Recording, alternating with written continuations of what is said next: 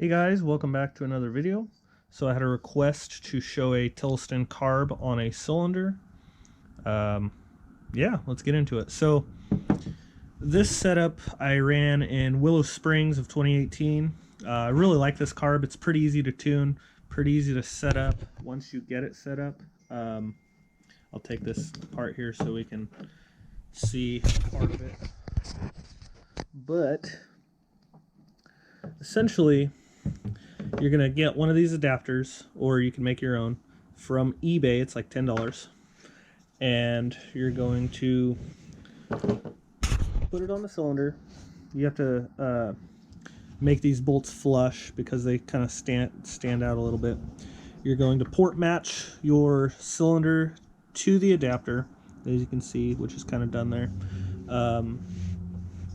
And then what I did is I went to Walmart and I found a cutting board for $1.99, and then I cut it up.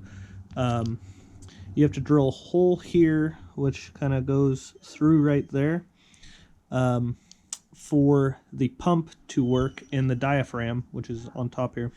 On a piston port, I call it the puff effect. So every time the piston closes the port, it makes a pressure wave that comes out.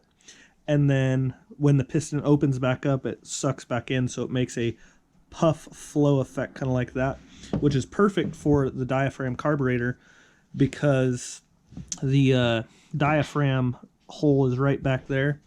So you just match it to where it fits right there. And then the little diaphragm gets the intake pressure change, and that's what pumps the diaphragm. So I like these carbs. They work really well. Very simple to use. Here's a brand new one. It's not as dirty. So you got your throttle. This is your idle. Down here you have your mixture screws. This is your high. That one's your low.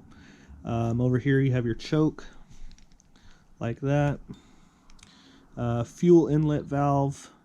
I'm not really sure what's down here. Just some gaskets and probably passages for the fuel. Up here is your diaphragm, and then there's a little hole to make it a pump. You can do this with a reed valve. You just have to, on your little adapter for your reed valve,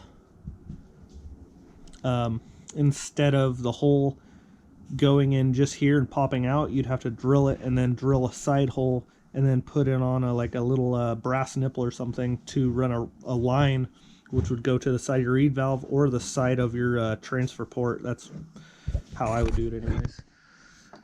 But anyway,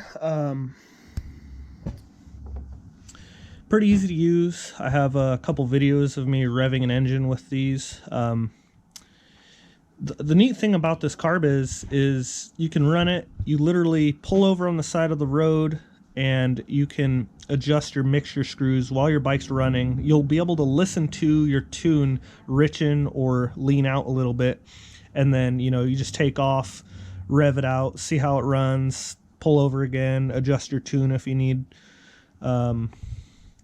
Just super easy to use, very simple, not much to it, so very user-friendly carburetors. You just have to set it up, and the problem with them that I find is the only thing really is setting up your throttle cable, because it doesn't really have a good way to do it.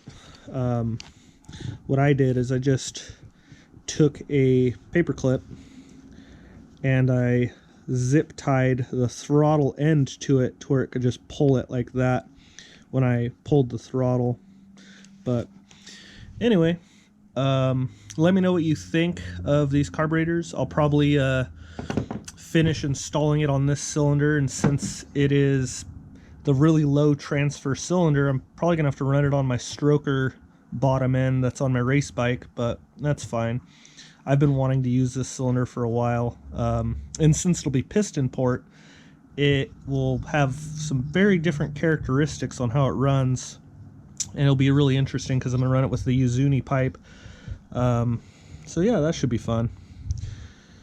Anyhow, so after this, I'll follow up with the videos of me using that carburetor revving, and then I'll probably link in the description where you can find this carb, the adapter, and also point you guys in the direction of my race video that I actually use this carburetor in, so you can kind of hear how it runs and performs. Anyway, hope you enjoyed the video, and keep watching.